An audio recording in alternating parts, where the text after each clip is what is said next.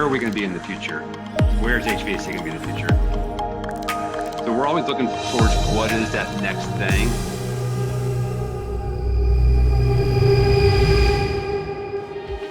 Centrotherm is just one of those things that I think is going to be a product that helps contractors be more profitable, more consistent, and it can be a system that they can teach skilled trades, and they can walk away really confidently knowing that, hey, this system is how it goes together as a drawing.